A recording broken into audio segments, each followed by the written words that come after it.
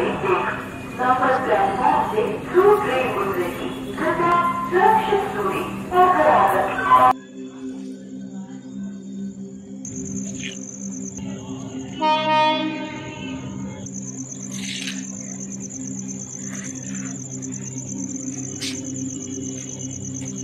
দাদা নমস্কার, ভালো আছেন তো? কে আপনি? কি করছেন এখানে? সে আমি যাই করি। আসুন বসে। কে আপনি? আরে বসুন না।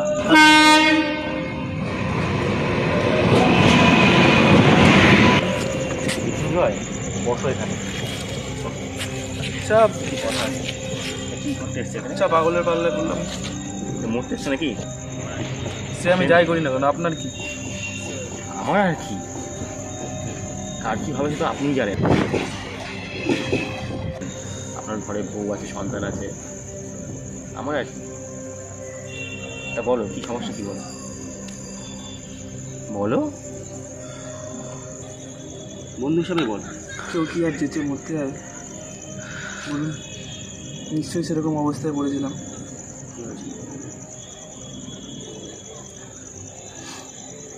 বলুন আমাকে মন খুলে। আপনি শুনবেন তাহলে? শুনুন তাহলে। কোনো রাজপুত্র হয়ে জন্মাইনি আমি, তবে আমার ছেলে রাজপুত্র হয়ে জন্মেছে। নিজের তবে সব তৈরি করেছি। একদম দারিদ্র যাকে বলে সেই জায়গাতেই ছিলাম। বাবা মা অনেক কষ্টে এক নামি স্কুলে ভর্তি করেছিল, বেশ তার দামও দিয়েছি। সকালে স্কুল যেতাম, বিকেলে আইসক্রিম, আবার শীতকালে চা কফি। পরিস্থিতির কাছে কোনো হার মানেনি, বুঝলেন? অনেক কষ্ট করে টাকা পয়সা জমিয়ে লাইন ঘাট চাললাম, সব কিছু দিয়ে একটা নিজে ব্যবসা করলাম। মৃত্যুঞ্জয় আইসক্রিমের নাম শুনেছি? সেই মৃত্যুঞ্জয় আমি। এটা আজ ডুবতে বসেছে। সবই কপাল, বুঝলেন? কোনো রকম নলেজ ছাড়া যদি বিজনেসে ইনভেস্ট করে, চারপাশে লোকের কথায় ভুলভাল জায়গায় ইনভেস্ট করতে শুরু করলাম, কোনোটাই কিছু হলো না। যেটুকু জমিয়েছিলাম, যেটুকু হয়েছিল, সবই চলে গেছে। এখন পাওনাদাররা কলার ধরে আর কি। কালকে মেয়ের জন্মদিন করা তো ছেড়েই দিন, তাকে একটা গিফট দেওয়ার মতো ক্ষমতা আমার কাছে নেই। বাড়ি সিজ হয়ে গেছে, আমার বউ অত ধনী পরিবারের মেয়ে, আজকে তাকে দুবেলা কী খাবে সেটা নিয়ে ভাবতে হয়, বুঝতে পারছেন আমি কোন জায়গাতে আছি? আমি আর বাঁচতে চাই না, সবই মৃত্যুঞ্জয়, তুমি যে বাবা বলছো বাচ্চাই না, জীবনের মূল্য কিন্তু অনেক বেশি। তুমি একটা গল্প শুনবে? দেখুন, আমি কোনো গল্প শোনার মতো পরিস্থিতি নেই, সত্যি কথা বলছি। আরে শোনোই না, তোমার মতনই আরেকজনের গল্প, সেই এরকম পরিস্থিতিই পড়েছিল। শুনবে? বলুন তাহলে শুনি। অমিতর একটা ছেলে ছিল, তোমার মতনই গরিব সন্তান। তার ইচ্ছে ছিল সে বড় হয়ে রাইটার হবে। সব রাইটারের মতনই তারও একটা ইচ্ছে ছিল যে সে ব্যবসা করবে। লেখকরা তো এক অর্থে ব্যবসায়ী হয়, তাদের লেখা বিভিন্ন জায়গায় পাবলিশ হবে, সম্মান, টাকা, কোনোভাবেই কুলোতে পারছিল না। সেও পরিস্থিতির কাছে হার মানেনি, খুব লিখত, প্রতিটা লেখা ব্যর্থ, পরপর ব্যর্থ, খুব লিখতে দাও। লিখতে লিখতে লিখতে লিখতে হঠাৎ একদিন তার লেখা সকলের পছন্দ করতে শুরু করল।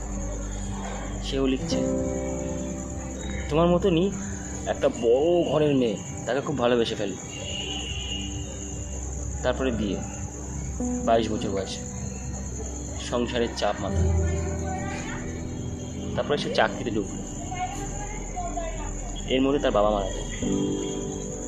সেই শোকে মাও লাইফ ইন্স্যুরেন্সে কিছু টাকা পেয়েছিল, পুরো টাকাটাই সে একটা শেয়ার মার্কেটে কিছু শেয়ার কিনেছিল, বেকার শেয়ার। 6 মাস পরে হয়তো তার এত দাম কমে যায়, মাটিতে মিশে যায়। খুব বকা শুনেছিল বউর কাছে।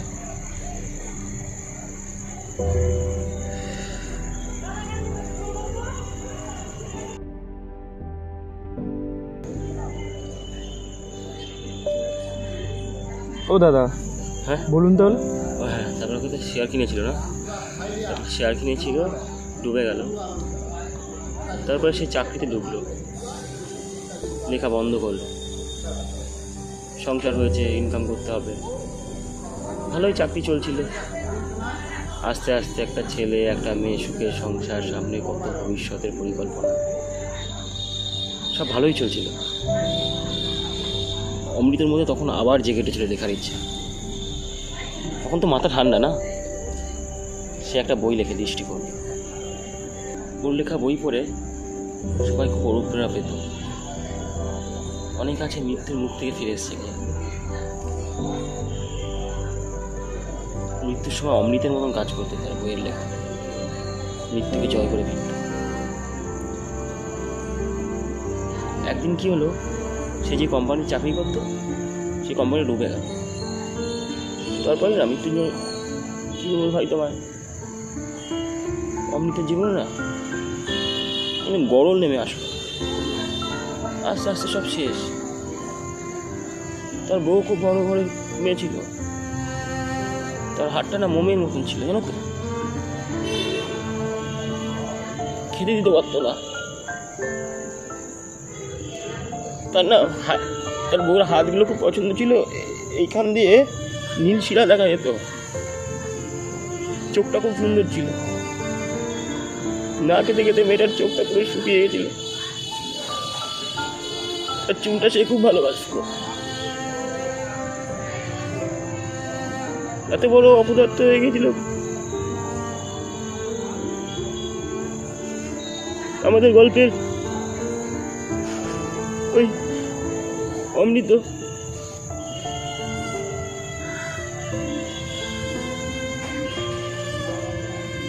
মেয়েটা লাস্টে মারা যায় টিভিতে।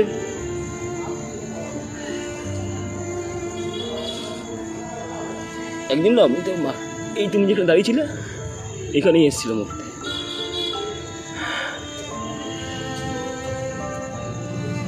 কিন্তু অমৃত মরেনি, সে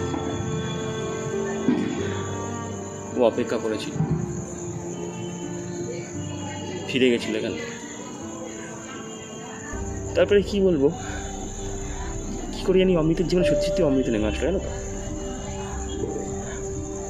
ঠিক 15 দিন পরে কি বলবো তোমায়, সেই যে বই যে পাবলিশ করেছিল বললাম না, ওটা 470 টাকা করে প্রথম লটেই 1,95,000 পাবলিশ হয়। মানুষ হুড় হুড় করে কিনতে থাকে। সেকেন্ড লটে আবার 3 লাখ।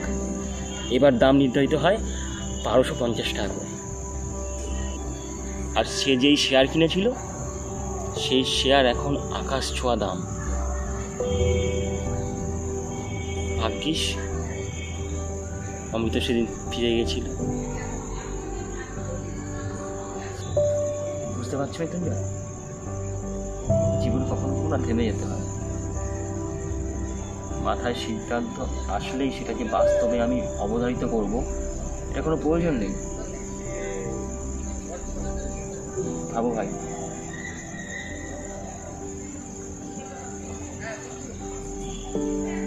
গভীর রাতের পরেই কিন্তু সবচেয়ে সুন্দর সকাল আসে। মরে যাওয়াটা কিন্তু স্বপ্ন। এই জীবন অনেক কষ্ট করে পাওয়া। এই জীবন যে হারিয়েছে সেই বুঝবে জীবনের আসল মূল্য।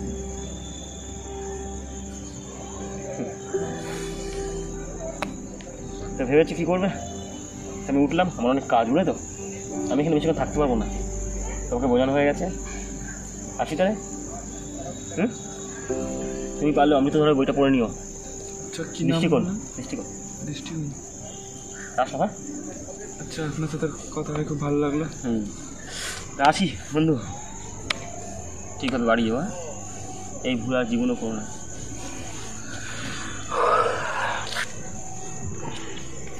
এক মিনিট, লোকটার নাম কি বলেছিলেন বেশ?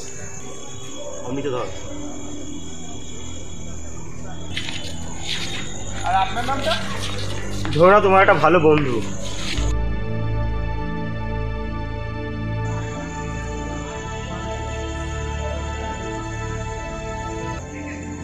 হ্যালো, হ্যাঁ পার্থ বলছিলাম যে আরে দুদিন আগে যে আর্টিকেলটা পাঠালি, কী বেশ নাম ছিল লোকটার, অমৃত না কি বেশ? আরে 4-5 দিন হবে হয়তো, খুব জরুরি। এবার শেয়ার কর না। আরে যে লেখক টেখক হয়েছিল, যে একটা লেখকের গল্প, তো পাঠা না। দেখ দেখ দেখ,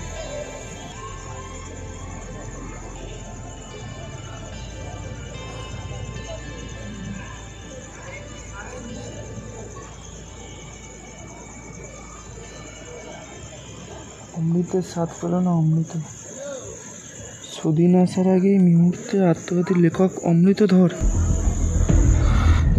তাহলে আমার পাশে কে বসেছিল?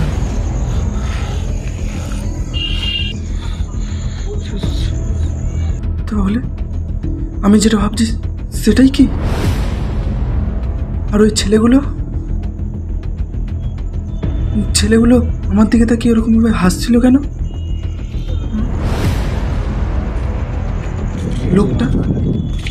লোকটা মাঝখানে কি বেশ বললো? সেই বুঝবে জীবনের আসল মূল্য।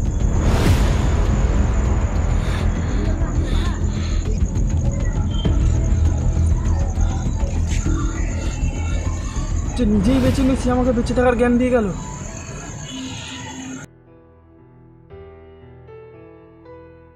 হ্যাঁ হ্যাঁ হ্যাঁ, আমি সেই বেঈমান। সমস্যার সম্মুখীন করে যুদ্ধ করতে পারিনি, কাপুরুষের মতো পালিয়ে গেছি। এই 30 দিন অপেক্ষা করতাম, তো এখন তুমি বলতেও পারবো না, তুমি জানতেও পারবে না আমি অমৃত ধর। কি করে বলতাম? এই কাপুরুষের মুখ দিয়ে তুমি শুনতে বেঁচে থাকার বাণী? শুনতে কখনো? বেঁচে থেকো মৃত্যুঞ্জয় ভাই আমার, বেঁচে থেকো। মরে গিয়ে কি পেয়েছি আমি? এক অথই অন্ধকার কুয়োর মধ্যে ডুবে গেছি, যেখানে একটা মানুষ নেই কথা বলার জন্য, দম বন্ধ হয়ে আসে। মরে গিয়ে নাকি মানুষ উপরে যায়, মিথ্যে বলে তারা, ভুল দিকে তাকায়, তারা ডুবে যায় এক অথই অন্ধকার সমুদ্রে। মরে যাওয়ার কারণের জন্য অজুহাতটা খুব সোজা ছিল। ভালোবাসার মানুষটা যখন ছেড়ে চলে যায় খুব কষ্ট হয়, কিন্তু চোখের সামনে তাকে দিলে দিলে কষ্ট পেতে, যন্ত্রণা পেতে দেখতে না, সে চলে যাওয়ার থেকেও বেশি কষ্টের। আমি সহ্য করতে পারিনি আমার বউ, আমার সন্তান, তাদের যন্ত্রণা। আমি সংগ্রাম করতে পারতাম, করিনি, কাপুরুষের মতন পালিয়ে গেছি। কথাটা নেহাত মন্দ বলেনি অমৃত। লোকটা তো আমার ক্ষতি চাইনি। বিচ্ছিন্ন অন্ধকারের পরই সুসজ্জিত সকাল হয়। অন্ধকারের সব কালিমা ঘুচে যায় একমাত্র সকালের অপেক্ষায়। কথাটা ইতিপূর্বে আমি শুনিনি এমন না, শুনেছি, কিন্তু এভাবে কখনো উপলব্ধি করিনি। কিন্তু একটা জায়গায় খুব বিধে থাকা খাটার মতো খোঁচাচ্ছে। তোমায় কখনো জানাতে পারবো না যে আমি তোমার কার্যকলাপ, তোমার পরিণতি সবই জানলাম, শুধু তোমার বর্তমান পরিস্থিতি ছাড়া। আমি বাঁচব অমৃত, তোমার লেখাও পড়ব, ধারণ করব জীবনে। আমি বাঁচব সকালের অপেক্ষায়।